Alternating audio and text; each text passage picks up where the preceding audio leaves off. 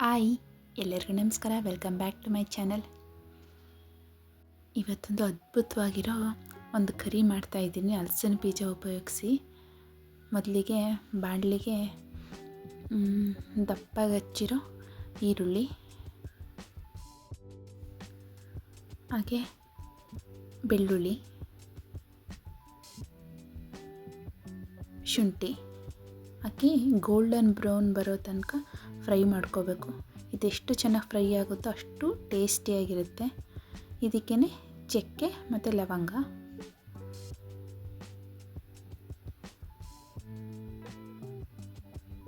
ಅದು ಫ್ರೈ ಆಗ್ತಿದ್ದಂಗೆ ಸ್ವಲ್ಪ ಅರಿಶಿನ, ಹಾಗೆ ಲಾಸ್ಟಲ್ಲಿ ತೆಂಗಿನಕಾಯಿ ತುರಿ ಹಾಕಿ ಅದನ್ನು ಫ್ರೈ ಮಾಡ್ಕೋಬೇಕು.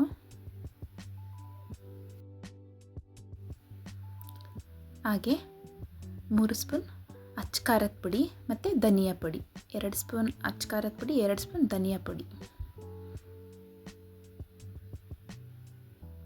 ಅದನ್ನು ಸ್ವಲ್ಪ ಫ್ರೈ ಮಾಡಿಕೊಂಡು ನೆಕ್ಸ್ಟ್ ಒಂದು ಕುಕ್ಕರ್ಗೆ ಸ್ವಲ್ಪ ಎಣ್ಣೆ,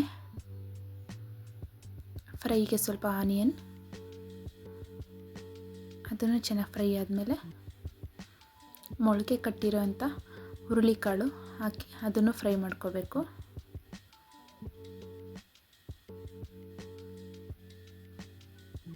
ಈ ಸಾಂಬಾರಿಗೆ ಯಾವುದೇ ರೀತಿ ತರಕಾರಿ ಅವಶ್ಯಕತೆಯೇ ಇಲ್ಲ. ಒಂದು ಅದ್ಭುತವಾಗಿರುತ್ತೆ ಮತ್ತು ಆರೋಗ್ಯವಾಗೂ ಇರುತ್ತೆ. ಇದೊಂದು ಹಲಸಿನ ಬೀಜ ಇದ್ದರೆ ಸಾಕು, ಎಲ್ಲನೂ ಬ್ಯಾಲೆನ್ಸ್ ಆಗುತ್ತೆ. ಇದರಲ್ಲಿ ಯಥೇಚ್ಛವಾಗಿ ಪ್ರೋಟೀನ್ ಇದೆ, ಫೈಬರ್ ಇದೆ, ಕ್ಯಾಲ್ಶಿಯಂ, ಐರನ್ ಎಲ್ಲ ಇದೆ.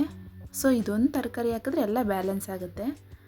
ನಾನಿಲ್ಲಿ ರೆಡಿ ಮಾಡಿ ಇಟ್ಕೊಂಡಿರೋ ಹಲಸಿನ ಬೀಜ ಹಾಕ್ತಾಯಿದ್ದೀನಿ, ಅದನ್ನು ಎಣ್ಣೆಲಿ ಫ್ರೈ ಮಾಡ್ಕೊತೀನಿ.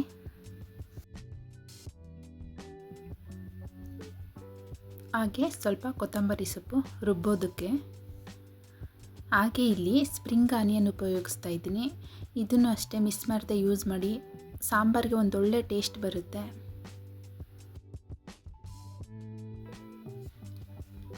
ಹಾಗೆಯೇ ಸಣ್ಣದಾಗಿ ಹಚ್ಕೊಂಡಿರೋ ಟೊಮೆಟೊ, ಇಲ್ಲಿ ನಾನು 2 ತೊಗೊಂಡಿದ್ದೀನಿ,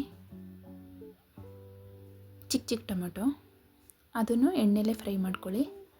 ಹಾಗೆ ನಾವು ರುಬ್ಬಿ ರೆಡಿ ಮಾಡಿ ಇಟ್ಕೊಂಡಿರೋ ಮಸಾಲೆ, ಇದನ್ನು ಸ್ವಲ್ಪ ಎಣ್ಣೆಲಿ ಫ್ರೈ ಮಾಡ್ಕೊಳ್ಳಿ.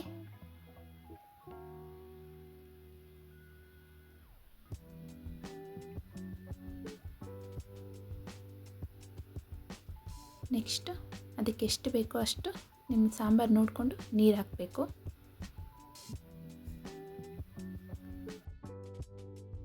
ಹಾಗೆ ರುಚಿಗೆ ತಕ್ಕಷ್ಟು ಉಪ್ಪು,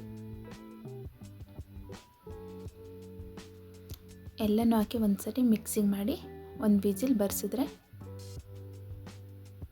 ಒಂದೊಳ್ಳೆ ಅದ್ಭುತವಾಗಿರೋ ಆರೋಗ್ಯವಾಗಿರೋ ಸಾಂಬಾರು ರೆಡಿ ಆಗುತ್ತೆ. ಇದಕ್ಕೆ ಸೈಡ್ ಡಿಶ್ ಆಗಿ ಯಾವುದೂ ಬೇಕಾಗಿಲ್ಲ, ಯಾವ ತರಕಾರಿನೂ ಬೇಕಾಗಿಲ್ಲ. ತುಂಬ ಅಂದರೆ ತುಂಬ ಟೇಸ್ಟಿಯಾಗಿರುತ್ತೆ.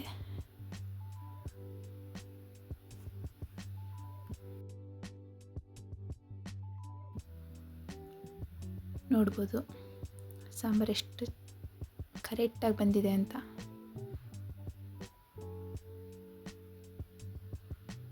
ಇದನ್ನು ಮುದ್ದೆ ಜೊತೆ ಸರ್ವ್ ಮಾಡಿದ್ರೆ ಬಿಸಿ ಬಿಸಿಯಾದ ಮೊಳಕೆ ಕಾಳು ಸಾಂಬಾರು ರೆಡಿ. ಮಿಸ್ ಮಾಡದೆ ಇದನ್ನು ಒಂದು ಸತಿ ಟ್ರೈ ಮಾಡಿ. ತುಂಬ ಬೇಗ ಆಗೋಗುತ್ತೆ, ಅಷ್ಟೇ ಆರೋಗ್ಯವಾಗೂ ಇರುತ್ತೆ. ಮತ್ತೊಂದು ವಿಡಿಯೋ ಜೊತೆ ಮತ್ತೆ ಸಿಗ್ತೀನಿ. ಎಲ್ಲರಿಗೂ ನಮಸ್ಕಾರ, ಧನ್ಯವಾದ.